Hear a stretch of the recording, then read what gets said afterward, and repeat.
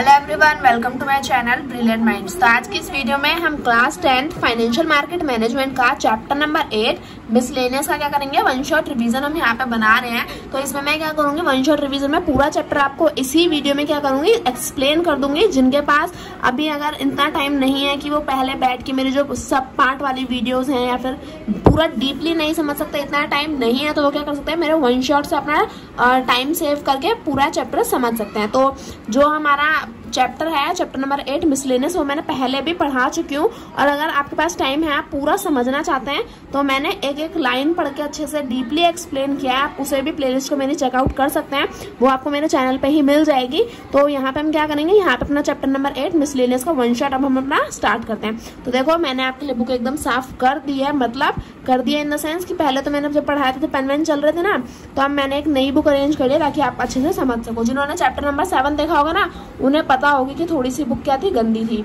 But अभी मैंने क्या करा है, थोड़ी सी साफ सुथरी नई बुक ले आई हूँ मैं। तो अब देखो, यहाँ पे हमें सबसे पहला टॉपिक क्या पढ़ना है। यहाँ पे हमारा सबसे पहला टॉपिक है व्हाट आर कॉर्पोरेट एक्शंस। तो सबसे पहले हम समझते हैं कॉर्पोरेट एक्शंस।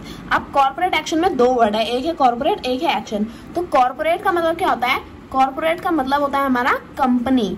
तो कॉर्पोरेट को हम कंपनी भी बोलते हैं और कॉर्पोरेट भी बोल सकते हैं, दोनों एक दूसरे के सेम वर्ड है। तो कॉर्पोरेट क्या हो जाएगा, कॉर्पोरेट एक्शंस का मतलब होता है कि कंपनी जब कोई क्या करती है, एक्शन लेती है, तो उसे हम बोलते हैं कॉर्पोरेट एक्शन। ठीक है, तो आई होप आपको इतना समझ में आ गया कॉर्पोरेट क्या होता है। तो कॉर्पोरेट होती है कंपनी और एक्शन जो वो लेती है। अब देखो कॉर्पोरेट एक्शन क्या होता है, मैं यहाँ पे आपको सीधा सीधा समझाती हूँ, इतना बड़ा पैराग्राफ समझने की जरूरत नहीं है, मतलब पढ़ने की जरूरत नहीं है। कॉर्पोरेट एक्शन का मतलब होता है कि जब कोई भी एक कंपनी क्या करती है, अपनी सिक्योरिटी से रिलेटेड, अपनी सिक्योरिटी, SECURITIES, हाँ, तो जब भी एक कंपनी अपनी सिक्योरिटी से रिलेटेड कोई भी डिसीजन लेती है, तो उसे हम क्या बोलते हैं, कॉर्पोरेट एक्शंस बोलते हैं। तो corporate actions tend to have a bearing on the price of security. अब वो सिक्योरिटी से रिलेटेड कौन सा काम, कौन सा डिसीजन होगा, जैसे उसकी प्राइस को चेंज करना। तो अब कॉर्पोरेट एक्शंस में क्या क्या आता है, कॉर्पोरेट एक्शंस में आता है हमारा change to its security either in the term of number of shares.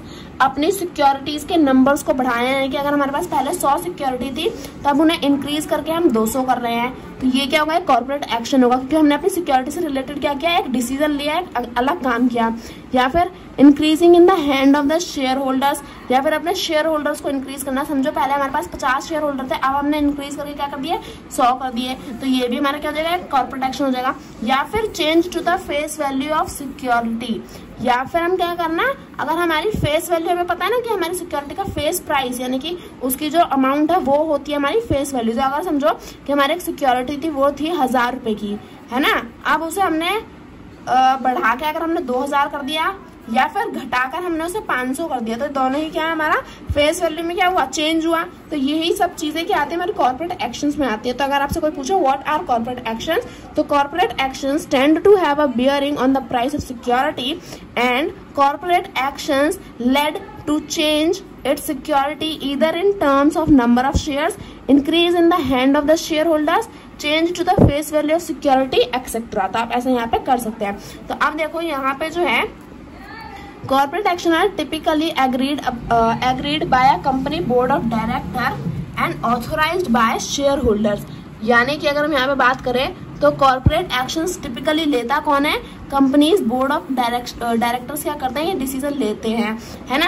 और क्या होता है, इनमें शेयर होल्डर्स का भी थोड़ा बहुत पार्ट होता है, वो भी अपना डिसीजन यहाँ पे दे सकते हैं, अपना पॉइंट ऑफ व्यू रख सकते हैं। तो अब देखो सम एग्जांपल्स आर, अब कॉर्पोरेट एक्शंस के एग्जांपल ये होंगे जैसे dividends, stock split, right issues, bonus issues, etcetera. तो ये सब चीजें ही क्या आती है, हमारे कॉर्पोरेट एक्शंस में आती हैं। तो कॉर्पोरेट एक्शंस आपको समझ में आएगा। शुरुआत के 5 मिनट मैंने बस यही बताने में समझा दिए हैं, मतलब यही बताने में बता दिए हैं कि कॉर्पोरेट एक्शंस क्या होते हैं। कॉर्पोरेट एक्शंस हमारे वो होते हैं जब कोई एक कंपनी क्या करती है, ऐसा कोई डिसीजन लेती है अपनी सिक्योरिटी से रिलेटेड, जिसमें क्या हो, सिक्योरिटी से रिलेटेड कोई भी चेंज आए, भले ही वो नंबर ऑफ शेयर्स में चेंज आए और शेयर होल्डर्स इंक्रीज हो या डिक्रीज हो, या फिर फेस वैल्यू में चेंज आए। तो अब देखो यहाँ पे पढ़ लेते हैं dividend, stock split, right issue और बोनस इशू क्या क्या होते हैं। तो सबसे पहले मैंने रखा है what is meant by dividend declare by the company. तो अब सबसे पहले डिविडेंड क्या होता है, डिविडेंड होता है जो रिटर्न हमें हमारी कंपनी देती है। अगर हम किसी कंपनी में इन्वेस्ट कर रहे हैं, तो इसलिए कर रहे हैं ताकि हमें क्या मिले, एट लास्ट एक टाइम के बाद हमें क्या मिले, उसमें से रिटर्न मिले। तो अब अगर हम यहाँ पे देखें कि what is meant by dividend declared by a company, यानी कि अगर एक कंपनी डिविडेंड डिक्लेयर कर रही है तो ऐसा क्यों कर रही है और उसका क्या फायदा है। तो return received by investor in equity come in two forms, growth in the value, market price of the share and second is dividend. तो अब यहाँ पे अगर हम देखें पहला क्या दिया है, ग्रोथ इन द वैल्यू, यानी कि growth in the value of the share.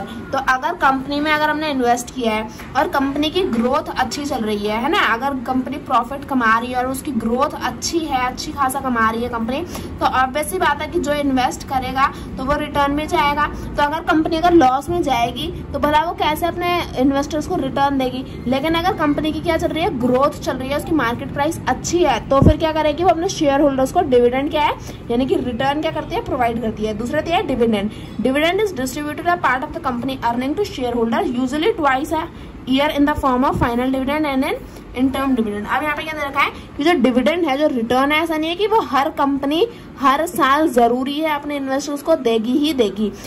Dividend क्या है, डिविडेंड एक पार्ट ऑफ द कंपनी है, यानी कि डिविडेंड क्या है, distribution of part of the company, यानी कि कंपनी में जो पैसा आता है उसमें उसका ही थोड़ा सा पार्ट क्या है, डिविडेंड है, यानी कि रिटर्न है। अगर कंपनी अच्छी खासी चल रही है ना, और अगर ज्यादा अच्छी चल रही है और फिर वो अगर चाहे तो अपने शेयर होल्डर्स को डिविडेंड डिक्लेयर कर सकती है। अगर कंपनी अच्छी नहीं चल रही है और फिर भी अगर उसके इन्वेस्टर्स बोलेंगे कि हमें पैसा चाहिए, तो भला कंपनी पैसा कैसे दे सकती है अगर उसकी खुद की कंपनी लॉस में जा रही है। तो अगर कंपनी अच्छी चल रही है तभी क्या कर सकती है, वो अपनी कंपनी की अर्निंग में से कुछ पार्ट डिस्ट्रीब्यूट कर सकती है अपने शेयर होल्डर्स को।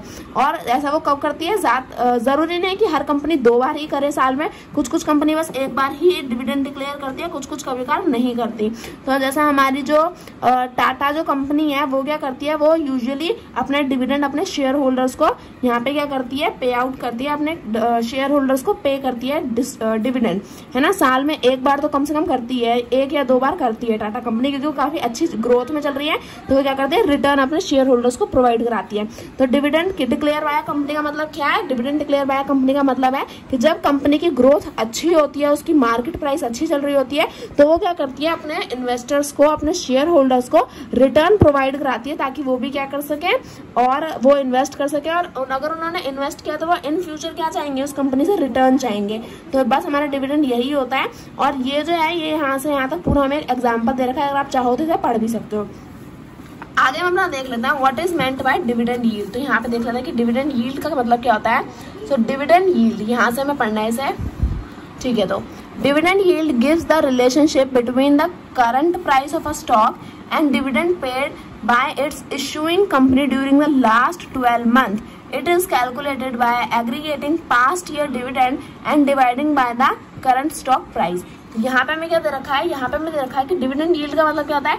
डिविडेंड यील्ड का मतलब होता है जब हम क्या कर रहे हैं, 2 चीजों के बीच में रिलेशनशिप देख रहे हैं, यानी कि जो अभी करंट स्टॉक प्राइस है, अगर हम देखें कि एक कंपनी का करंट स्टॉक प्राइस क्या है वो, और उसने जो अपना पिछले जो 12 महीने, पिछले 12 महीने यानी कि पिछले 1 साल में उसने कंपनी वालों को कितना, अपने शेयर होल्डर्स को कितना डिविडेंड पे आउट किया है, तो इन दोनों के बीच में जो हम रिलेशनशिप निकालते हैं उसे हम डिविडेंड यील्ड बोलते हैं।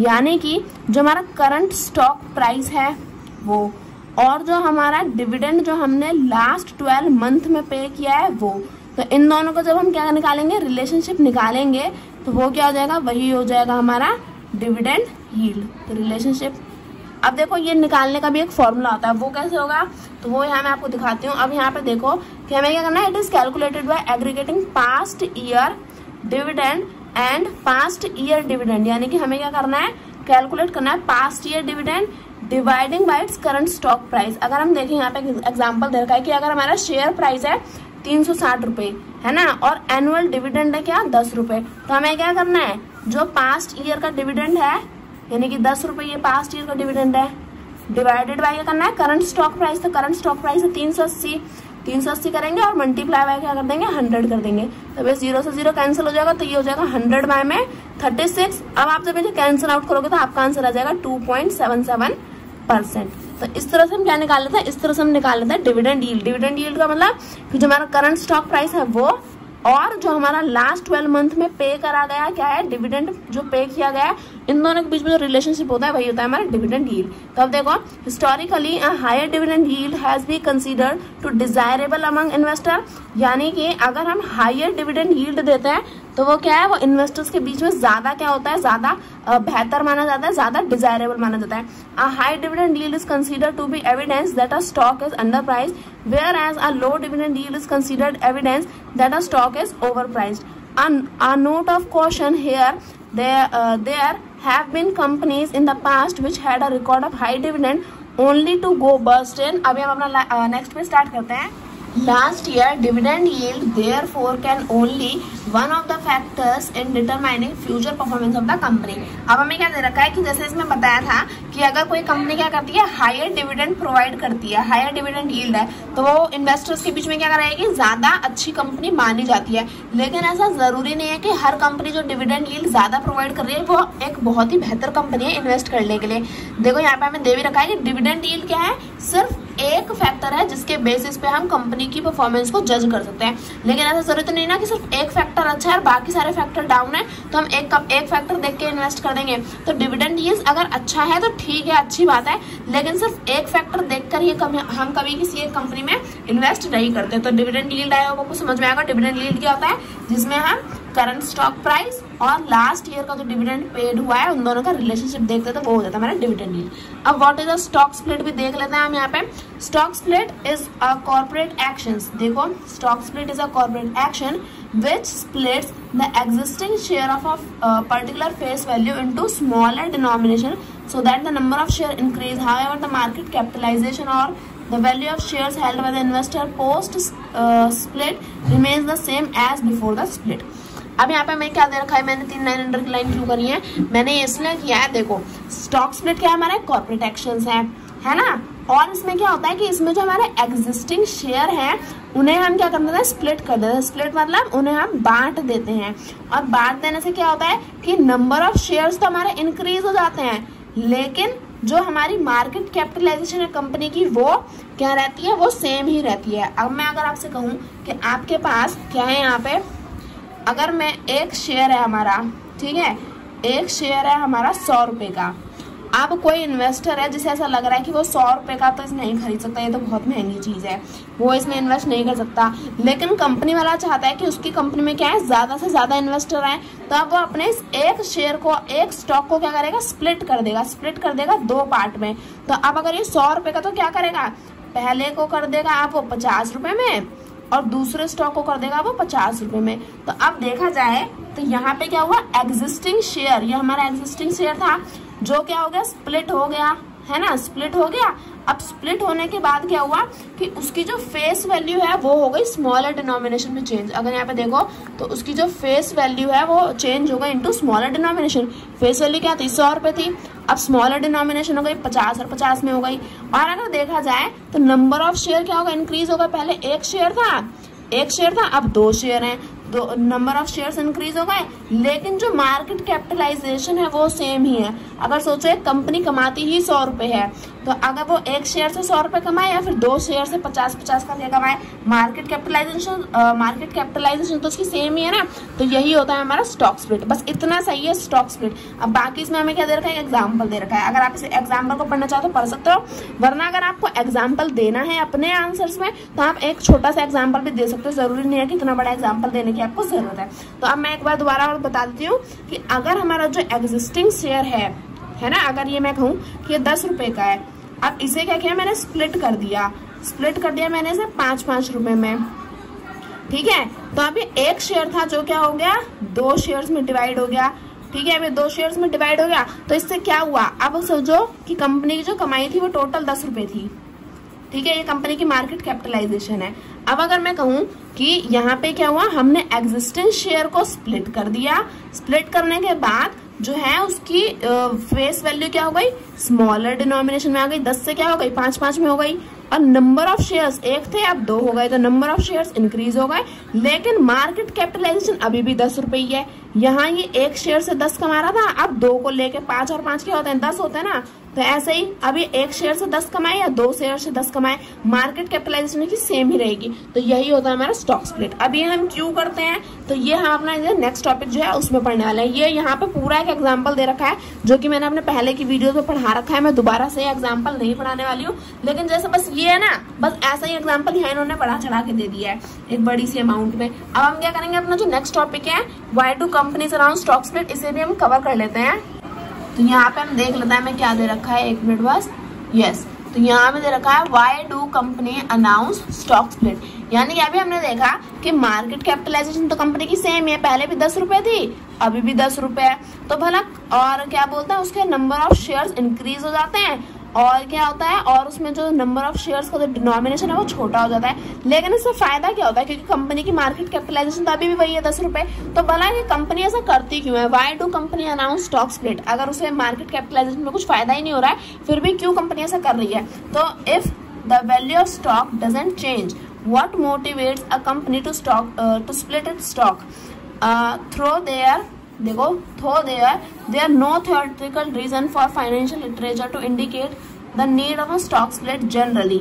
There are mainly two important reasons. अगर हम देखें तो कोई भी थियोरिटिकल रीजन नहीं है अभी भी फाइनेंशियल लिटरेचर के पास कि कोई भी कंपनी जो है वो स्टॉक स्प्लिट क्यों अनाउंस करती है, लेकिन फिर भी स्टॉक स्प्लिट करने के 2 मेन रीजन है जो हम यहाँ पे पढ़ेंगे। तो पहला क्या है, as the price of the security get higher and higher some investor में फील। अब देखो मैं आपको सीधा सीधा बता देती हूँ, पहला क्या है, पहला अगर हमें दे रखा है कि अगर सिक्योरिटी के प्राइस बढ़ते रहेंगे तो इन्वेस्टर्स को क्या फील होगा, जो छोटे इन्वेस्टर है, स्मॉल इन्वेस्टर है, उन्हें फील होगा कि वो इस कंपनी में इन्वेस्ट नहीं कर सकते। तो इसका मतलब क्या है कि फिर बस वही इन्वेस्टर इन्वेस्ट कर सकते हैं जिनके पास ज्यादा पैसा है, जो इन्वेस्ट मतलब उतनी अमाउंट को अफोर्ड कर सकते हैं, यानी कि बड़े इन्वेस्टर्स ही इन्वेस्ट कर पाएंगे, छोटे इन्वेस्टर इन्वेस्ट नहीं कर सकते कंपनियों में। तो इसलिए ताकि जो हमारे स्मॉल इन्वेस्टर्स हैं, स्मॉल इन्वेस्टर्स भी क्या कर पाए, स्मॉल इन्वेस्टर्स भी कंपनी में इन्वेस्ट कर पाए, तो इसलिए क्या करती है कंपनी स्टॉक को स्प्लिट करती है। अगर मैं कहूँ कि हमारा एक शेयर है 1000 रुपए का और कोई इंसान उसे अफोर्ड नहीं कर सकता, तो क्या होगा, अगर कंपनी चाहती है कि स्मॉल इन्वेस्टर भी इन्वेस्ट करे तो वो उसे क्या कर देगी, डिवाइड कर देगी। अब क्या कर देगी, 500 में डिवाइड कर देगी। तो अब शायद वो स्मॉल इन्वेस्टर सोचे कि अरे वाह ये तो 500 में हो गया तो मैं इसे खरीद लेता हूँ। तो अब जब क्या हुआ, जब उसका प्राइस कम हो गया तो उसने क्या करी, वो स्मॉल इन्वेस्टर्स भी यहाँ पे इन्वेस्ट कर पाएंगे। तो यानी कि जब प्राइस को कम कर देते हैं, स्टॉक स्प्लिट हो गया तो प्राइस हमारा कम हो गया, तो जब हम क्या करते हैं स्टॉक को स्प्लिट करते हैं तो उससे जो स्मॉल इन्वेस्टर्स हैं INVESTORS, जो स्मॉल इन्वेस्टर्स है वो भी क्या होते हैं, इन्वेस्टमेंट कर पाते हैं। अब दूसरा रीजन क्या है वो हम अपना नेक्स्ट पेज में स्टार्ट करेंगे। तो दूसरा रीजन यहाँ पे हमें दे रखा है, the second reason, splitting a stock may lead to increase the stock liquidity since more investors are able to afford the share and the total outstanding share of the company have to be increased in the market। यहाँ पे मैं क्या रखा है कि देखो जब हमने पहले क्या किया था, स्टॉक स्प्लिट किया था, पहला मैं वो रीजन बता रही हूँ। अगर हमने स्टॉक स्प्लिट किया तो स्मॉल इन्वेस्टर्स क्या कर पाएंगे, इन्वेस्ट कर पाएंगे, क्योंकि उन्हें वो क्या लगेगा, वो काफी ज्यादा अट्रैक्टिव प्राइस लगेगा। तो अगर उन्हें अट्रैक्टिव प्राइस लगेगा, उन्हें अट्रैक्टिव कैसे लगेगा कि उन्हें ऐसा लग रहा है कि वो पहले चीज 1000 में मिल रही थी, अब वो उन्हें 500 में मिल रही है। तो अगर स्टॉक स्प्लिट करेंगे तो क्या होगा, प्राइस कम हो जाएगा, तो उससे ज्यादा क्या होंगे, स्मॉल इन्वेस्टर्स भी अट्रैक्ट होंगे। और दूसरा पॉइंट दे रखा है कि अगर हम स्टॉक को स्प्लिट करते हैं तो ज्यादा से ज्यादा इन्वेस्टर्स आगे क्या करते हैं, कंपनी में इन्वेस्ट करेंगे। तो जितने ज्यादा लोग आएंगे उतना ज्यादा पैसा वो क्या करेंगे, इन्वेस्ट करेंगे। तो उससे क्या होता है, कंपनी की जो स्टॉक लिक्विडिटी है वो काफी ज्यादा इंक्रीज हो जाती है, जो काफी ज्यादा बेनिफिशियल है कंपनी के लिए। तो यही 2 रीजंस हैं जिसकी वजह से कंपनी क्या करती है, स्टॉक को स्प्लिट करती है। अब हम अपना नेक्स्ट टॉपिक देख लेते हैं, what is buyback of shares. तो बायबैक ऑफ शेयर्स हमारा क्या होता है, तो मैं बता देती हूँ। Buyback of share can be seen as a method of company to invest in itself by buying share from other investor in the market. अब देखो क्या है, बायबैक ऑफ शेयर्स का मतलब है, बाय मतलब खरीदना, बैक मतलब वापस, और शेयर्स का मतलब तो शेयर्स होते ही है, शेयर्स मतलब हमारी सिक्योरिटीज। तो वापस अपनी सिक्योरिटीज को खरीदना, वापस अपने शेयर को खरीदना, उसे क्या हम बोलते हैं, बायबैक ऑफ शेयर्स। अब शेयर्स देता कौन है, शेयर्स देता है हमें हमारी कंपनी। अब जब कंपनी ही क्या करती है, वापस अपने शेयर्स को खरीद लेती है अपने इन्वेस्टर से, तो उसे हम बोलते हैं बायबैक ऑफ शेयर्स। अब बायबैक ऑफ शेयर्स में कंपनी वाला इन्वेस्टर से कैसे खरीदेगी, इन्वेस्टर तो मना कर देगा कि मैं नहीं दे रहा अपनी शेयर्स, है ना, मुझे नहीं देना अभी। तो अब अगर कंपनी डायरेक्टली नहीं मांगेगी, डायरेक्टली तो कोई भी नहीं मांगेगा, कंपनी क्या करेगी, जो इन्वेस्टर्स है वो क्या करता है, उन शेयर्स की ट्रेडिंग करता है स्टॉक मार्केट में। तो जब वो ट्रेडिंग करेगा इन्वेस्टर्स, तो कंपनी क्या करेगी, अपने शेयर्स को वापस से ट्रेडिंग के थ्रू अपने शेयर्स को वापस क्या कर लेगी, खरीद लेगी। तो इसे हम बोलते हैं बायबैक ऑफ शेयर्स। अब कंपनी बायबैक ऑफ शेयर्स करती क्यों है, अपने शेयर्स को वापस क्यों खरीदती है, ताकि क्या हो, नंबर ऑफ शेयर होल्डर्स जो है वो कंपनी में कम हो। जैसे कि अगर आज मेरे पास ज्यादा पैसा नहीं है, मैं अपनी कंपनी नहीं चला सकती, तो मैं 10 लोगों को इनवाइट करूंगी कि आप मेरी कंपनी में आकर इन्वेस्ट करो और फिर जो बेनिफिट होगा वो हम दे देंगे। लेकिन 2 साल के बाद क्या होता है, मेरी कंपनी ग्रो हो जाती है, तो मैं सोच रही हूँ कि मैं भला क्यों अब अपनी हिस्सेदारी बांटूं, है ना, मुझे अब सारा प्रॉफिट खुद ही कमाना है। तो मैं क्या करूंगी, जो लोगों को मैंने अपना शेयर्स दिए थे वापस अपने शेयर क्या करूंगी, प्राइस जब ट्रेडिंग करेंगे वो लोग, तो ट्रेडिंग के थ्रू वापस मैं अपने शेयर्स को खरीद लूंगी और क्या होगा, वापस से जैसे अगर मैंने 10 शेयर दिए थे तो उन 10 शेयर को वापस खरीद के क्या हो जाऊंगी, मैं उनकी ओनर हो जाऊंगी। तो ताकि कंपनी में नंबर ऑफ शेयर होल्डर्स कम हो जाए, हिस्सेदारी कम हो जाए लोगों की, तो इसलिए क्या करती है कंपनी, अपनी बायबैक ऑफ शेयर्स को इम्प्लीमेंट करती है। अब देखो, under SEBI buyback of security regulation 1998 a company is permitted to buy back its shares from, यानी कि बाय अंडर SEBI एक्ट यहाँ पे 1998 कंपनी किस किस से अपने शेयर्स को वापस ले सकती है, एग्जिस्टिंग शेयर होल्डर्स, है ना, तो जो एग्जिस्टिंग शेयर होल्डर्स हैं कंपनी के, उनसे अपने शेयर वापस ले सकती है। Open market through stock exchange using book building process, book building process के थ्रू वो क्या कर सकती है, ओपन मार्केट में जाके स्टॉक एक्सचेंज को, बुक बिल्डिंग प्रोसेस हमें याद है, जहाँ पे हम क्या करते हैं, बिडिंग करते हैं, यहाँ पे हम क्या लगाते हैं, बोली लगाते हैं, तो वहां पे जाके हम क्या कर सकते हैं, कंपनी अपने शेयर्स को वापस ले सकती है। शेयर होल्डर्स होल्डिंग और लॉट शेयर्स, उनसे आप जिन शेयर होल्डर्स के पास और लॉट शेयर्स हैं, और लॉट शेयर्स अभी आपके सिलेबस में नहीं है, तो अभी आप बस इतना समझ लो कि जिन शेयर होल्डर्स के पास और लॉट शेयर्स हैं, उनसे भी क्या कर सकती है कंपनी, अपने शेयर्स को बायबैक कर सकती है। तो यही बस हमें यहाँ पे दे रखा है, इससे ज्यादा इंपॉर्टेंट यहाँ पे कुछ नहीं है। बस यहाँ पे और क्या दे रखा है, थोड़ा सा और भी दे रखा है कि in case of purchase through stock exchange and offer for buyback should not remain open more than, अगर कोई कंपनी अपने शेयर्स को वापस खरीद रही है तो वो क्या है, 30 दिन से ज्यादा इस प्रोसेस को चालू नहीं रख सकती, यानी कि 30 दिन के अंदर अंदर ही क्या करना होगा, सबने शेयर्स को बायबैक करना होगा। और वेरिफिकेशन ऑफ शेयर, अब अगर वो क्या करेगा, उसने शेयर खरीदे तो उन शेयर्स को वापस लेने के बाद जब उनकी वेरिफिकेशन होगी तो वो कितने दिन में हो जाएगी, वो 15 दिन के अंदर अंदर क्या करेगी, कंपनी वेरीफाई कर लेगी। The payment for accepting securities has to be made within 7 days of completion of verification, यानी कि अब जो अगर हमने क्या करा, अपने शेयर्स को कंपनी ने बायबैक कर लिया तो वो हमारी पेमेंट भी तो करेगी ना, तो पेमेंट क्या करेगी, अगले 7 दिनों में वो हमारी पेमेंट कर देगी। तो बस बायबैक ऑफ शेयर्स हमारा इतना सही होता है, इससे ज्यादा इसमें कुछ भी नहीं है। अब हम अपना इंडेक्स देख लेते हैं कि इंडेक्स क्या होता है ना, अभी हमें इंडेक्स देखना है, तो यहाँ देखते हैं कि इंडेक्स क्या है। तो index, what is a Nifty index, index में हम क्या पढ़ने वाले हैं, इंडेक्स में हम पढ़ेंगे निफ्टी इंडेक्स। तो CNX Nifty is a scientifically developed 50 stock index reflecting accurately the market movement of Indian market. It comprises of some of the largest and most liquid fund traded on the NSE. It is maintained by India Index Service Product Limited IISL,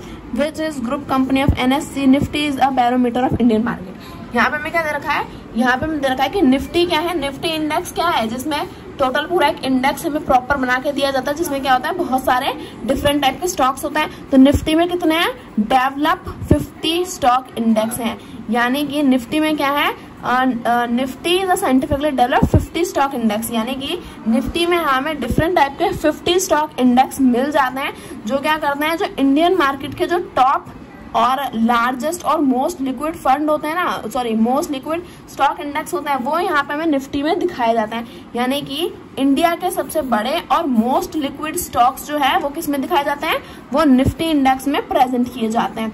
और Nifty index किसके help से maintain होती है, India index service product limited IISL।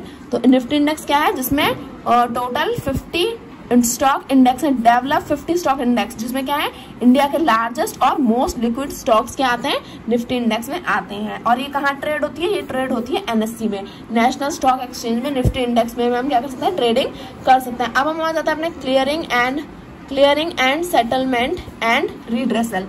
इस वाले topic को देख लेते हैं, 8.3 यहाँ पे क्या दरकार है, what is a clearing corporation. Clearing corporation is a part of exchange or a separate entity that perform 3 functions. Clearing corporation के क्या है, 3 मेन फंक्शंस हैं, तो वो हम यहाँ पे देख लेते हैं। पहला क्या दिया है, पहला ये पॉइंट है हमारा, it clear and settle all transaction that are complete in the process. ठीक है, तो अब ये क्या करती है, क्लियरिंग कॉर्पोरेशन क्या करता है, इसका पहला फंक्शन है कि जितनी भी सेटलमेंट्स हैं, जितनी भी ट्रांजैक्शंस हैं, वो क्या कराता है, क्लियरिंग कॉर्पोरेशन क्लियर कराता है कि अगर कहीं पे परेशानी आ रही है किसी ट्रांजैक्शन को करने में, किसी चीज को सेटल करने में, तो वहां पे ये हेल्प करेगा, है ना। That is complete the process of receiving and delivering share fund of the buyer and seller in the market. ठीक है, तो यहाँ तक, यानी कि अगर हम क्या कर रहे हैं, मार्केट में शेयर और बायर और सेलर क्या कर रहे हैं, अपने शेयर और फंड को डिलीवर कर रहे हैं, तो उस सारी चीज में ट्रांजेक्शन कराने में कौन हेल्प करता है, क्लियरिंग कॉर्पोरेशन करता है। दूसरा क्या दे रखा है, it provide financial guarantee for all transaction executed on the stock on the exchange and provide risk management. यानी कि अगर जब क्या करता है, अगर हम मार्केट में ट्रेड कर रहे हैं, तो ये क्या देता है, एक फाइनेंशियल गारंटी भी क्या कराता है, प्रोवाइड कराता है सारी ट्रांजेक्शंस के लिए। यानी कि जब भी हम क्या करते हैं, ट्रेडिंग करते हैं, तो उसमें कोई भी अगर परेशानी आती है, कोई भी रिस्क है, तो हमें रिस्क मैनेजमेंट भी क्या करता है, जो क्लियरिंग कॉर्पोरेशन है वो प्रोवाइड कराता है। कोई भी रिस्क है तो उसे मैनेज करने में परेशानी है, तो वो हमें क्लियरिंग कॉर्पोरेशन हेल्प करेगा, और फाइनेंशियल गारंटी प्रोवाइड कराता है जितनी भी हम ट्रेडिंग ट्रांजेक्शन हम करते हैं। और तीसरा क्या दे रखा है यहाँ पे, 1 मिनट बस, नेशनल सिक्योरिटी, 1 मिनट यहाँ पे दे रखा होगा हमें, वो तो हमारा तीसरा पॉइंट रिस्क मैनेजमेंट का ही था। तो यहाँ पे देखें तो पहला पॉइंट क्या है कि जितने भी ट्रांजेक्शन है उन्हें सेटल कराने में और क्लियर कराने में हेल्प करता है। दूसरा क्या है, जितनी भी फाइनेंशियल गारंटी है ट्रांजेक्शन के थ्रू, वो हमें क्या करता है, प्रोवाइड कराता है फाइनेंशियल गारंटीज। और तीसरा पॉइंट क्या है, तीसरा पॉइंट है हमारा रिस्क मैनेजमेंट। तो ये 3 हमारे पॉइंट क्या है, क्लियरिंग कॉर्पोरेशन में आते हैं। अभी जो हमारा नेक्स्ट टॉपिक है रोलिंग सेटलमेंट, इसे हम यहाँ पे एक बार क्या कर लेते हैं, पढ़ लेते हैं एक बारी। ओके, यहाँ देखते हैं क्या दे रखा है, what is rolling settlement. Rolling settlement का मतलब रोल नहीं है, ठीक है। यहाँ पे देख लेना रोलिंग सेटलमेंट क्या होता है। रोलिंग सेटलमेंट का मतलब होता है rolling down, rolling down, rolling down. नहीं, वो नहीं है, पढ़ते हैं पहले तो। Under rolling settlement all open positions at the end of the day mandatorily result in payment delivery and days later. Currently, trades in rolling settlement are settled on T+2 basis where T is the trade day. For example, a trade, अच्छा ये तो example है, पहले हम समझ लेते हैं rolling settlement क्या होता है। अगर हम यहाँ पे बात करें व्हाट इज रोलिंग सेटलमेंट, तो इसे भी हम समझ लेते हैं एक बारी। तो देखो, under rolling settlement all open position at the end of the mandatory result in a payment of delivery in an days later. यानी कि सबसे पहले तो समझो एन क्या है, एन है हमारा नंबर ऑफ डेज, ठीक है, और टी क्या है यहाँ पे हमारा ट्रेड डे। तो ये हमें समझ में आ गई। अब हमें समझना है कि ओपन पोजीशन क्या होती है। ओपन पोजीशन होती है एक खुली जगह, नहीं, ओपन पोजीशन खुली जगह नहीं होती। ओपन पोजीशन की बात क्या हो रही है यहाँ पे, ओपन पोजीशन की बात हो रही है कि अगर आज हम ट्रेड कर रहे हैं, तो अगर हम कोई शेयर, कोई चीज, कोई कुछ भी अगर हम सिक्योरिटी परचेज कर रहे हैं, तो वो तभी तो खरीद पाएंगे ना। कि ओपन पोजीशन का मतलब क्या है कि जब हमने क्या करी, कोई भी सिक्योरिटी हमने क्या करी, परचेज करी, है ना। अब जब हमने वो सिक्योरिटी परचेज करी है, तो जब तक वो सिक्योरिटी हमारे नाम पर नहीं आ जाती, जब तक क्या है, वो ओपन पोजीशन में है। कि अगर हमने आज कोई प्रॉपर्टी, हमने कोई जमीन या फिर कोई भी एक प्लॉट अगर हमने खरीदा, तो जब तक उसके पेपर हमारे नाम पे नहीं आ जाते, तब तक क्या है, तब तक वो एक ओपन पोजीशन में है। तो ऐसा ही यहाँ पे हमें दे रखा है कि अगर जब तक हम क्या करते हैं, अगर हम कोई सिक्योरिटी हमने परचेज करी है, तो जब तक वो हमारे नाम पे नहीं आ जाती, हमारे नाम पे रजिस्टर नहीं हो जाती, तब तक क्या है, वो ओपन पोजीशन में है। तो under rolling settlement all open position at the end of the day mandatorily result in payment delivery and days later. यानी कि आज अगर हमने कोई सिक्योरिटी परचेज करी है आज के दिन, तो at the end of the day, इस दिन के लास्ट के बाद क्या होगा, एन नंबर ऑफ डे पे, एन डे के दिन आपको क्या मिल जाएगा, आपको आप मतलब ये सिक्योरिटी आपके नाम पे रजिस्टर हो जाएगी। अभी एन डेज हमें कितने दिन के बाद हमें मिलेगी, ये हमें पता करना है। तो अगर हम देखें तो रोलिंग सेटलमेंट में T+2 का सिस्टम चलता है। T+2 क्या होता है भैया, हमें यही नहीं पता है। T का मतलब है ट्रेड डे और +2, यानी कि जिस दिन हमने ट्रेडिंग करी वो वाला दिन प्लस में 2 दिन बाद क्या होगा, वो चीज हमारे नाम पर रजिस्टर। यहाँ पे 1 मिनट, उस कैमरा हिल रहा है, ठीक है। तो हमने क्या करा, अगर हमने आज के दिन ट्रेड किया, तो ये हमारा ट्रेड डे हो गया। प्लस में उसके 2 दिन बाद क्या हो जाएगी, वो चीज हमारे नाम पे मैंडेटरी क्या कर देंगे, वो मैंडेटरली वो हमारे नाम पे रजिस्टर कर देंगे। तो समझो जैसे यहाँ पे एग्जांपल दिया, अगर हमने मंडे को क्या है हमारा, मंडे को हमने ट्रेड किया, यानी कि ट्रेड डे क्या है मंडे, 2 दिन बाद यानी कि ट्यूसडे एंड वेंसडे, तो यानी कि वेंसडे के दिन क्या होगा, वेंसडे के दिन वो सिक्योरिटी जो है हमारे नाम पर रजिस्टर हो जाएगी। तो यही होता है हमारा रोलिंग सेटलमेंट। अब इसका क्या फायदा है वो हम अपने आगे जो हमारे टॉपिक्स है उसमें पढ़ेंगे, लेकिन आप रोलिंग सेटलमेंट से ये समझ लो कि हम T+2 के हिसाब से क्या करते हैं, ट्रेडिंग करते हैं, कि जिस दिन हमने ट्रेडिंग करी वो उसके 2 दिन के बाद क्या होगी, सिक्योरिटी हमारे नाम पर रजिस्टर हो जाएगी। अब जो है हम नेक्स्ट पे स्टार्ट करते हैं। यहाँ पे हमें T+2 का वही सिस्टम दे रखा है जो मैंने आपको पहले समझा दिया है। अब हम क्या करते हैं, अब हम अपना पे इन एंड पे आउट देख लेते हैं। तो अब देखो, पे in day is the day when security sold, ध्यान रखना ये बहुत इंपॉर्टेंट चीज है और सबसे ज्यादा कंफ्यूज यही होते हैं। तो pay in day is the day when the security sold and delivered to the exchange by the seller and the fund for the security purchase are made available to the exchange by the buyer. Payout day is the day when the security purchased are delivered to the buyer and the fund for the security sold are given to the seller by the exchange. At present, the pay in and payout day happen on the 2nd working day after the trade is executed on the stock exchange. इतना बड़ा paragraph पढ़ लिया, समझ में एक शब्द नहीं आया, पे इन छोड़ के, सोल्ड छोड़ के, परचेज छोड़ के, मतलब पैराग्राफ समझ ही नहीं आया। मैडम कुछ आया ही नहीं पढ़ना हमें, नहीं कुछ समझ ही नहीं आया, क्या पढ़े, मैं पढ़ाती हूँ ना, क्या परेशानी क्या है, पढ़ा रही है मैं पढ़ा रही हूँ ना, टीचर पढ़ा रही है आपकी। देखो सबसे पहले एकदम शांति से बैठ जाओ, ठीक है, आराम से पोजीशन में आ जाओ अपनी, है ना, एकदम रिलैक्स होके। अब देखो पे इन डे, अब पे इन डे जाए भाड़ में, अब पहले आओ तुम कहाँ, पैसे पे आओ, ठीक है।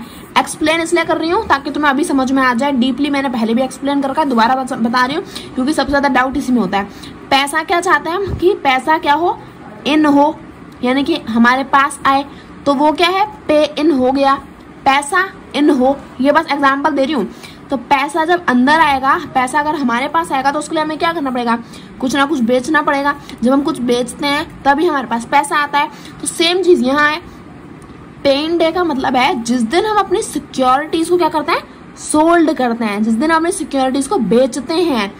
किसके, जब सेलर क्या करता है, जो बेच रहा है सामान, जब सेलर क्या करता है, जब सेलर अपनी सिक्योरिटीज को सोल्ड करता है और पैसा लेता है, तो वो डे कौन सा होता है, वो होता है पे इन डे। पे in day is the day when the security sold are delivered to the exchange by the seller and fund from the security purchase are made available to the exchange of the buyer। यानी कि पे in day पे क्या होगा, securities को seller क्या कर देता है, बेच देता है और पैसा ले लेता है। तो ये हो गया हमारा पे इन डे, यानी कि सिक्योरिटीज को बेचना, पैसा लेना मतलब सिक्योरिटीज को देना, तभी तो पैसा आएगा। अब पे आउट डे है इसका उल्टा। अब देखो पैसा हमारे पास से जाता कब है, अब तुमने मोमोज खाए तो पैसा गया ना, मोमोज, अब पैसा गया क्यों, क्योंकि तुमने मोमोज खाए, यानी कि मोमोज खाने के लिए तुमने पैसा दिया, तो पैसा देने के लिए तुमने कुछ चीज खरीदी। तो सेम हमारा पे आउट डे है। पे out day is the day when security purchased, तो जब तुमने कुछ खरीदा तो तुमने क्या करा, वो वाला दिन हो जाएगा हमारा पे आउट डे। जब हमने पैसा दिया, पैसा जब हमने क्या किया, आउट किया, पैसा हमने अपने आप से अलग कर दिया। ओ पैसा अलग कर दिया, कितनी गंदी बात है बताओ, सेम सेम सेम। चलो कोई बात नहीं, आगे देखते हैं। देखो पे आउट डे क्या है, जिस दिन हम क्या करते हैं, अपनी सिक्योरिटीज को क्या करता है, परचेज करते हैं, यानी कि हमने खरीदा। तो हमने क्या करा, बायर ने खरीदी सिक्योरिटीज, यानी कि जब हमने सिक्योरिटीज को खरीदा और पैसे को क्या किया, पैसा दे दिया हमने। तो हमने सिक्योरिटीज जिस दिन हम खरीदते हैं, परचेज करते हैं, कौन परचेज करता है, जो बायर है ना, वही तो परचेज करेगा ना। तो जो बायर जिस दिन सिक्योरिटीज को परचेज करता है तो वो हो जाता है हमारा पे आउट डे। अब पैसा लेना और पैसा देना, आई होप आप समझ गए होंगे, नहीं समझे कोई बात नहीं, रिवाइंड मार के दोबारा देख लेना।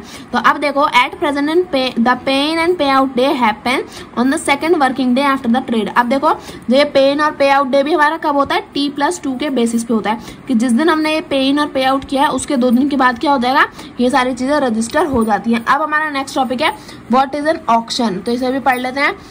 On account of non delivery of security bye the trading member on the paying day the securities are put up for auction by the exchange. This ensures that the buying trading member receive the security the exchange purchase the requisite quantity in auction market and give them to the buying trading member. तो अब यहाँ पे हमें क्या दे दिया, इतना बड़ा paragraph में इंग्लिश इतनी झाड़ के, तो मैं आपको सीधा सीधा समझा देती हूँ। तो अब अगर हम बात करें सबसे पहले तो ऑक्शन क्या होता है। ऑक्शन होता है जहाँ पे क्या लगती है, हमारी बोलियां लगती हैं। जहाँ जिस जगह पर बोली लगती है उसे हम ऑक्शन बोलते हैं। जब बोली लग रही होती है तो उसे हम क्या बोलते हैं, उसे हम बोलते हैं बिडिंग। तो आई होप आपको बिडिंग और ऑक्शन में फर्क पता होगा, नहीं पता तो मैंने अभी बता दिया। तो अब देखो ऑक्शन में क्या होता है, जिस दिन जब हम क्या करते हैं, पे इन डे पे हम क्या करते हैं, पे इन यानी कि पैसा लिया तो सिक्योरिटी दी, है ना। जब सिक्योरिटी देंगे तभी तो पैसा आएगा ना। तो पे इन डे पे जब कोई इंसान क्या करता है जिससे हमें सिक्योरिटी लेनी थी, है ना, अगर वो हमें सिक्योरिटी नहीं देता है, नॉन डिलीवरी ऑफ सिक्योरिटी, है ना, अगर हमें पे इन डे पे सिक्योरिटीज लेनी थी और उसने हमें नहीं दी तो क्या होगा, तो जो हमारा एक्सचेंज है वो उस सिक्योरिटी को ऑक्शन में रख देगा। यानी कि उस सिक्योरिटी को जो हमें चाहिए थी, अगर किसी कारण की वजह से वो हमें नहीं दे पा रहा है सेलर, तो क्या करेगा, जो हमारा एक्सचेंज है, स्टॉक एक्सचेंज, वो सिक्योरिटी को ऑक्शन में रख देगा कि आप आइए, बोली लगाइए और इस सिक्योरिटी को लेके चले जाइए। तो इससे क्या होगा, जो बाइंग ट्रेडिंग मेंबर है उसे आपकी सिक्योरिटी मिल जाएगी। यानी कि अगर आपको पे इन डे पे सिक्योरिटी चाहिए थी लेकिन आपको किसी कारणवश वो आपकी डिलीवरी नहीं हो पाती, तो एक्सचेंज क्या करेगा, उसे बोली में लगा देगा, ऑक्शन में रख देगा और फिर आप क्या करोगे, आप जाके ऑक्शंस में जाके उसे खरीद लोगे और आपकी जो ट्रेडिंग मेंबर है, जो बाइंग जिसे वो सिक्योरिटी चाहिए थी, वो उसे उसकी सिक्योरिटी रिसीव हो जाएगी। तो यही क्या होता है, यही होता है हमारा ऑक्शन। तो ये हमने कंप्लीट कर लिया। अब देख लेते हैं व्हाट इज बुक क्लोजर और रिकॉर्ड डेट। तो इसे भी हम रीड कर लेते हैं और इसे समझ लेते हैं कि यहाँ पे होता क्या है। तो अगर हम यहाँ पे बुक क्लोजर डे के बारे में देखें तो सबसे पहले तो देखो ये हमारी कुछ इंपॉर्टेंट लाइन्स है जो मैं आपको बता रही हूँ, ठीक है ना, ये और बस यहाँ पे बस, ठीक है। तो ये सब हमारी कुछ इंपॉर्टेंट लाइन है जो मैंने आपको अंडरलाइन करा दिया है, ओके। बस देखो बुक क्लोजर डे क्या होता है, book closure and record day help a company determine exactly the number of shareholders of a company on a given date. यानी कि बुक क्लोजर और रिकॉर्ड डेट दोनों एक ही चीजें हैं, दोनों को एक दूसरे की जगह पे आप यूज कर सकते हैं, दोनों सेम ही चीजें होती हैं। तो मैं इसे रिकॉर्ड डेट बोलती हूँ। तो देखो रिकॉर्ड डेट का मतलब क्या होता है, रिकॉर्ड डेट का मतलब है कि कंपनी क्या करती है, एक पर्टिकुलर डे पे ये चेक करती है, रिकॉर्ड डेट के दिन वो चेक करती है कि कंपनी के नंबर ऑफ शेयर होल्डर्स कितने हैं ऑन अ गिवन डेट। यानी कि अगर मैं आज की बात करूं तो आज की तारीख पर कंपनी के पास कितने शेयर होल्डर्स हैं, उसके पास रजिस्टर्ड, है ना। तो registered name of share holders क्या है, उस कंपनी के कितने हैं एक गिवन डेट पर, वो क्या आ जाता है, हमारे रिकॉर्ड डेट में आ जाते हैं। तो अब देखो यानी कि आज की तारीख की अगर मैं बात करूं कि आज की तारीख पे ये एबीसी लिमिटेड कंपनी में कितने नंबर ऑफ शेयर होल्डर्स हैं, तो वो क्या देंगे, हमारी रिकॉर्ड डेट की जो हमारी बुक है उसमें वो होते हैं। तो company announce book closure dates from time to time. तो जो कंपनी है वो बुक क्लोजर डेट जो है वो टाइम टू टाइम अनाउंस करती रहती है कि हम 1 महीने बाद बुक क्लोजर को अनाउंस कर देंगे या 2 महीने बाद हम अनाउंस कर देंगे बुक क्लोजर डेट को। तो वैसा बता देते हैं। और बुक क्लोजर डेट में जितने भी शेयर होल्डर्स होते हैं उन्हें क्या मिलता है, बेनिफिट ऑफ डिविडेंड मिलता है, बोनस इश्यू मिलते हैं, राइट इश्यू मिलते हैं। तो ये सारे जो बेनिफिट्स है ना, जो रिटर्न है कंपनी जो है वो सब प्रोवाइड करती है। जो शेयर होल्डर्स का नेम उसकी क्या होता है, रिकॉर्ड डेट में अपीयर होता है। अब अगर आप सोचो कि ऐसे तो कोई भी जाके, जैसे अब मैं बताती हूँ, वो T+2 का जो किस्सा है ना वो यहाँ पे काम आने वाला है। वो T+2 क्यों होता है वो हमें यहाँ पे पता चलेगी। तो बुक क्लोजर डे अगर मैं कह रही हूँ कि ये कंपनी अनाउंस कर रही है कि वो 2 दिन के बाद, या फिर अगर वो एक कंपनी ने अनाउंस कर दिया, वो आज के दिन क्या कर रही है, उसने आज अनाउंस किया कि वो रिकॉर्ड डेट अपनी बता रही है। तो रिकॉर्ड डेट अगर वो उसने आज अनाउंस करी है तो क्या करेगी कि जब वो अनाउंस करेगी ना उसी दिन वो क्या कर देते हैं, बता देते हैं उसके शेयर होल्डर्स कितने हैं। तो अगर उसने अपनी रिकॉर्ड डेट आज अनाउंस कर दी तो वो क्या करेगी, अपने नंबर ऑफ शेयर होल्डर्स दिखाएगी। तो नंबर ऑफ शेयर होल्डर्स को ये सारे बेनिफिट होते हैं। तो अगर कोई इंसान चाहे कि उसे भी ये बेनिफिट चाहिए तो वो क्या करेगा, जाके जल्दी से क्या कर देगा, कंपनी में इन्वेस्ट कर देगा। अब अगर हम देखें तो भले ही उसने आज इन्वेस्ट किया है लेकिन फिर भी उसे जो है वो ये सारे बेनिफिट नहीं मिलेंगे। क्यों नहीं मिलेंगे, क्योंकि उसने ट्रेडिंग डे आज के दिन इन्वेस्ट किया, लेकिन उसका नाम कब रजिस्टर होगा, नाम रजिस्टर होगा 2 दिन के बाद। लेकिन रिकॉर्ड डेट क्या है, रिकॉर्ड डेट तो आज की है। तो इसलिए T+2 को हम ज्यादा यूज करते हैं कि जो ट्रेडिंग डे है, भले ही उस इन्वेस्टर ने आज इन्वेस्ट किया और रिकॉर्ड डेट आज है, तो भले ही उसे उसका नाम उसने भले ही वो चीज आज खरीद ली है, लेकिन रजिस्टर तो वो उसके नाम पे 2 दिन बाद ही होगी ना, तो 2 दिन के बाद उसका रिकॉर्ड डेट में नाम आएगा। तो जब कंपनी रिकॉर्ड डेट अनाउंस करती है तो जो जो इन्वेस्टर्स का नाम होता है सिर्फ और सिर्फ उन्हें ही क्या मिलता है, रिटर्न मिलता है, बोनस इशू मिलते हैं, और बोनस इशू मिलते हैं, राइट इशू मिलते हैं, और अलग अलग तरह के बेनिफिट्स मिलते हैं। तो यही सारी चीजें क्या होती है, हमारे रिकॉर्ड डेट और बुक क्लोजर, ये सारी चीजें ही हमारी होती हैं। तो अब हमारा जो नेक्स्ट टॉपिक है, what is no delivery period, इसे भी हम क्या कर लेते हैं, यहाँ पे हम इसे पढ़ लेते हैं थोड़ा सा। तो देखो, whenever a company announce a book closure or record date, the exchange set up no delivery period for that security. During this period, only trading is permitted in the security. However, these trades are settled only after the no delivery period is over. ठीक है, तो no delivery period क्या है, जब भी कोई company अपना book closure या फिर रिकॉर्ड डेट अनाउंस कर देती है तो उसके बाद जितने भी लोग सिक्योरिटीज में क्या करते हैं, इन्वेस्ट करते हैं। ठीक है, अगर वो चाहते हैं, अगर कोई लालची है कि अरे वाह मुझे भी सारे बेनिफिट मिलेंगे तो आज जाके इन्वेस्ट कर देता हूँ, तो अगर कोई इंसान ऐसा इन्वेस्ट करता है फिर भी उसे बेनिफिट नहीं मिलेंगे। क्यों? क्योंकि जो है नो पीरियड डिलीवरी जो है वो उस दिन से लगा दिया जाता है।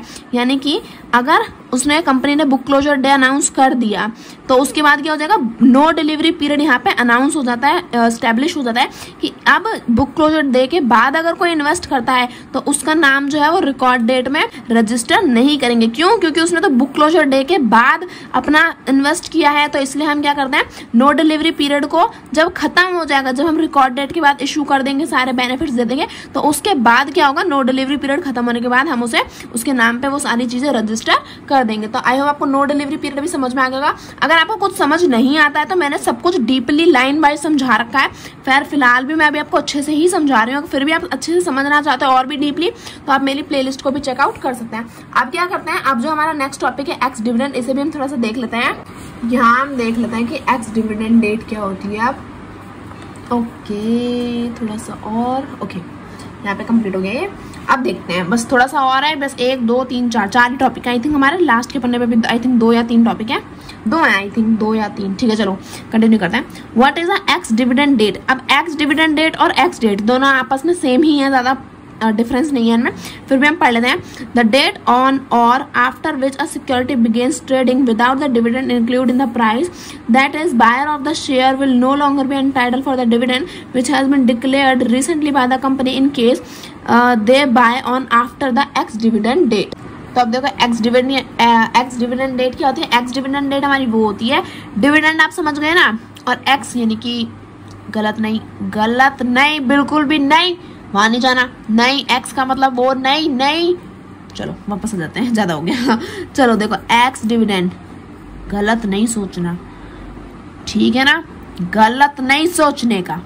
चलो यहाँ देखते हैं एक्स डिविडेंड डेट का क्या मतलब होता है। एक्स डिविडेंड डेट का मतलब होता है कि जो इन्वेस्टर्स क्या कर रहे हैं कि अगर किसी इन्वेस्टर ने, आज हमारी क्या हुई, बुक क्लोजर डे अनाउंस हुआ, अब हमारी रिकॉर्ड डेट अगर अनाउंस हुई है तो उसके बाद जो भी इन्वेस्टर सिक्योरिटीज में इन्वेस्ट करना स्टार्ट करते हैं तो उन्हें जो है डिविडेंड उनका इंक्लूड नहीं होता है। क्यों? क्योंकि उन्होंने तो book closure day, record date announce होने के बाद इन्वेस्ट करना शुरू किया, तो हम भला उन्हें कैसे डिविडेंड प्रोवाइड कर सकते हैं, वरना हर कोई कैसे करके डिविडेंड ले जाता। तो इसलिए द डेट ऑन विच और after our security begin trading without the dividend include the price, यानी कि उस दिन या उस दिन के बाद वाले जितने भी तारीखें हैं, जिस दिन जब हम सिक्योरिटी खरीदते हैं लेकिन हमें डिविडेंड नहीं क्या करेगा, डिक्लेयर नहीं किया जाएगा, तो उसे हम क्या बोलते हैं, उसे हम बोलते हैं एक्स डिविडेंड डेट। ठीक है, आई होप आपको ये समझ में आएगा। अब एक्स डेट क्या होती है, एक्स डेट होती है the first day of no delivery period. यानी कि नो डिलीवरी पीरियड क्या होता है, नो डिलीवरी पीरियड अभी हमने ऊपर पढ़ा था ना, नो डिलीवरी पीरियड देखो ये रहा हमारा, यानी कि जब बुक क्लोजर डे और रिकॉर्ड डेट अनाउंस हो जाती है तो उसके बाद हम क्या लगाते हैं, नो डिलीवरी पीरियड लगाते हैं कि अब किसी को भी कोई भी सिक्योरिटी उनके नाम पे रजिस्टर नहीं होगी जब तक नो डिलीवरी पीरियड क्या होता है, ओवर खत्म नहीं हो जाता। तो नो डिलीवरी का जो पहला दिन होता है ना, उसे हम क्या बोलते हैं, एक्स डेट बोलते हैं, क्योंकि इस दिन से क्या होगा, किसी को भी डिविडेंड डिक्लेयर नहीं होगा। तो ये जो पहला दिन होता है नो डिलीवरी पीरियड का, उसे हम क्या बोलते हैं, एक्स डेट भी बोलते हैं। तो ये हमारा कंप्लीट हो गया। अब जो हमारे लास्ट के टॉपिक है, लास्ट पेज में, उन्हें भी हम कवर कर लेते हैं। अब अगर हम देखें यहाँ पे, what resources are available to the investor client for redressing his redressing his grievance, यानी कि अगर क्या होता है कोई भी परेशानी या कोई भी प्रॉब्लम या कोई भी किसी भी टाइप की अगर किसी भी इन्वेस्टर या क्लाइंट को कोई भी परेशानी यहाँ पे अगर उसे आ रही है, तो भला अगर स्टॉक मार्केट शेयर मार्केट में अगर वो इन्वेस्ट कर रहा है या फिर उसे ट्रेडिंग करनी है, तो अगर उसे कोई भी परेशानी आती है तो भला वो इन्वेस्टर या फिर वो क्लाइंट कहाँ जाके हेल्प मांगेगा। अब वैसे तो है नहीं वहाँ बीच बाजार में खड़े होकर जपेगा, हे भोलेनाथ मुझे बता दो, हे भोलेनाथ मेरी गलती जो भी मेरे से गलती हुई है उन्हें माफ कर दो, हे भोलेनाथ मेरा जो भी नुकसान हुआ है उसे भरपाई कर दो, हे भोलेनाथ मैंने जो भी गलत काम किए, हे भोलेनाथ मेरा ये, हे भोलेनाथ मेरा वो। ऐसा तो बैठ के करेगा नहीं ना, उसे जो भी परेशानी है वो कहीं ना कहीं तो जाके बेटा सुधारेगा ही ना। तो मतलब उसे कोई भी परेशानी है तो जाके पूछेगा कहीं कि मैं अब क्या करूं, है ना। जैसे हम फंस जाते हैं कहीं पे तो फिर पूछते ना अपने दोस्तों से, यार मैंने ये कर दिया अब क्या करना है, मैंने टीचर के मुंह पे चौक मार दी थी अब क्या करूं। ऐसे जब हम गलतियां करते हैं तो जाके पूछते हैं ना एक दूसरे से। तो ऐसे अगर किसी भी इन्वेस्टर को या फिर किसी क्लाइंट को अगर कोई परेशानी आ रही है अपना क्या करने में, ट्रेडिंग करते वक्त या फिर इन्वेस्टमेंट करते वक्त, तो अगर उसे कोई परेशानी है तो कहाँ पे, या फिर उसे कोई कंप्लेंट करनी है तो वो कहाँ पे जाके अपनी हेल्प कहाँ से हेल्प मांगेगा। So you can launch complaint with the investor grievances cell, यानी कि आईजीसी की फिलहाल तो फुल फॉर्म याद कर लो, इन्वेस्टर ग्रीवेंस सेल। मैं हर बार बोलती हूँ इन्फॉर्मेशन बोल रही हूँ मैं, जितनी भी जो हमारी फुल फॉर्म होती है ना उसे टाइम टू टाइम याद करते चला करो, बेस्ट मेथड है याद करने का। तो अब देखो अगर किसी इन्वेस्टर को या फिर किसी क्लाइंट को कोई परेशानी है, कोई प्रॉब्लम है, फिर कोई कंप्लेंट फाइल करनी है, तो वो इन्वेस्टर ग्रीवेंसेस सेल के पास जाके क्या कर सकता है, अपनी कंप्लेंट को फाइल करा सकता है, लॉन्च करा सकता है of the exchange against the broker on certain trade dispute और non received of payment security. अगर देखो अगर हमें कोई भी परेशानी है, कोई भी डाउट है अपने ब्रोकर से लेके या किसी भी चीज से रिलेटेड या कोई कंप्लेंट है, तो हम आईजीसी में जाके क्या कर सकते हैं, अपनी कंप्लेंट फाइल करा सकते हैं अपने ब्रोकर के अगेंस्ट, या फिर जो भी परेशानी है वो हम लॉन्च करा सकते हैं। और फिर वो क्या करेंगे, आईजीसी क्या करेगा, हमारी कंप्लेंट को रजिस्टर करेगा, और क्या रजिस्टर करेगा मतलब उसे हाँ समझेगा और क्या करेगा, हमारी हेल्प करेगा, हमें हमारी प्रॉब्लम्स को सॉल्व करने की कोशिश करेगा। तो IGC take up complaint in respect of trade executed on the NSC through NSC trading members of SEBI registered sub broker और NSC trading member are and trades pre training to companies trade on the NSC. यानी कि अब जो भी परेशानी आई है, जो भी कंप्लेंट है, उन सभी को क्या करेगा, सॉल्व करने की कोशिश करेगा। कौन, आईजीसी इन्वेस्टर ग्रीवेंसेस सेल क्या करेगा, अपने क्लाइंट की, अपने इन्वेस्टर की बात सुनेगा, समझेगा और उसे क्या करेगा, एनएससी में अगर उसने क्या करा है, ट्रेड किया है, तो वो उसकी कंप्लेंट को फुलफिल करने की कोशिश करेगा, यानी कि जो भी परेशानी है उसे सॉल्व करने की कोशिश करेगा। तो यहाँ पे आप अपनी कंप्लेंट को लॉन्च करा सकते हैं, फाइल करा सकते हैं। अब देख लेते हैं what is arbitration. So arbitration is an alternative dispute resolution mechanism provided by the stock exchange for resolving disputes between the trading member and their client in respect trade done on the exchange. अब देखो, अब अगर क्या गए, हमने IGC के पास गए, IGC के पास हम गए, अब इनसे परेशानी ही नहीं सॉल्व हुई, ठीक है। अब इनसे जब परेशानी नहीं सॉल्व हुई तब हम क्या करेंगे, बैठ जाएंगे? नहीं, हम बैठने वालों में से कहाँ है, हमें तो दंगा मचाना है पूरा। देखो अब अगर उन्होंने हमारी परेशानी सॉल्व नहीं करी या फिर उनसे नहीं हो पा रही है हमारी परेशानी, नहीं हमारी जो कंप्लेंट है वो उससे हम खुश नहीं है कि हमने जो कहा इन्होंने वो फुलफिल नहीं किया, तो हम आर्बिट्रेशन के पास जाएंगे और क्या करेंगे, वो क्या करेंगे, वो एक इसका ऑल्टरनेटिव डिस्प्यूट रिजोल्यूशन मैकेनिज्म है आर्बिट्रेशन। ये क्या है, एक हायर लेवल है। पहले आप आईजीसी में फाइल करेंगे, वहां अगर आपकी प्रॉब्लम सॉल्व नहीं होती है तो आप यहाँ आर्बिट्रेशन में आ सकते हैं। ऐसा नहीं कि जंप मार के डायरेक्ट आर्बिट्रेशन में आ गए, ऐसा नहीं हो सकता है ना। तो आप क्या करेंगे, पहले आईजीसी में अपनी कंप्लेंट फाइल करेंगे, फिर आप अगर वहां पे प्रॉब्लम सॉल्व नहीं होती तो यहाँ आके आप आर्बिट्रेशन में अपनी जो परेशानी है वो बता सकते हैं, क्योंकि ये क्या है, अल्टरनेटिव डिस्प्यूट रिजोल्यूशन मैकेनिज्म है। तो यहाँ पे क्या होता है, जितनी भी परेशानी है उन सबका सॉल्यूशन यहाँ पे दिया जाता है। अब देख लेते हैं, if no amicable settled could be reached through the normal. अच्छा देखो वही दे रखा है कि अगर नॉर्मल ग्रीवेंसेस रिड्रेसल से यानी कि आईजीसी से अगर कोई सॉल्यूशन नहीं निकल के आया तो आप क्या कर सकते हैं, तो आप यहाँ आर्बिट्रेशन में अपनी जो कंप्लेंट है उसे फाइल करा सकते हैं और यहाँ पे आप अपना सॉल्यूशन ले सकते हैं। आप देख लेते हैं, what is an investor protection fund. तो investor protection fund IPF is maintained by NSC to make good investor claims which may arise of non settlement obligation by the trading member which has declared a defaulter. अच्छा देखो, अगर क्या करते हैं, हमने stock market में या हमने शेयर मार्केट कहीं इन्वेस्ट किया, अब वहां पे जो हमारा ब्रोकर है, कहाँ गया हमारा ब्रोकर, अरे अभी तो डिफॉल्ट किया था उसने, इन्वेस्टर क्लेम में be settle down. Trading member, अच्छा अगर हमारे ट्रेडिंग मेंबर ने, जो हमारा ब्रोकर है, उसी ने कोई डिफॉल्ट क्रिएट कर दिया, उसने हमारा क्या किया, पैसा डुबा दिया, उसने गलत जगह पे लगा दिया, उसने गलत कर दिया, तो हम क्या करेंगे, हमारा तो नैया डूब गई भैया। नैया डूब गई भैया, क्या क्या राइम बनाई है, नैया डूब गई भैया। वाह वाह वाह वाह वाह, तालियां तालियां तालियां बजाओ भाई, तालियां बजाओ मेरे लिए। चलो ठीक है, बैक टू द टॉपिक। अगर ट्रेडिंग मेंबर ने क्या किया, कोई डिफॉल्ट क्रिएट कर दिया, तो हम क्या करेंगे, हम इन्वेस्टर प्रोटेक्शन फंड के पास जा सकते हैं, जो क्या करेगा, जो इन्वेस्टर्स के जो क्लेम्स होते हैं ना, इन्वेस्टर ने जो बात कही है उन पे वो देखते हैं कि ये कितना हद तक सही है और क्या इनकी परेशानी सही है या नहीं है, और अगर सही होती है तो वो क्या करते हैं, वो इन्वेस्टर्स को हेल्प करते हैं। कैसे कि अगर IPF is utilized to settle claims such investor where the trading member through whom the investor had dealt has been declared default, payment out of IPF may be include claim arising non-payment। अच्छा ठीक है, 10 लाख रुपए देख लिया मैंने, बस इतना ही देखना है मैं।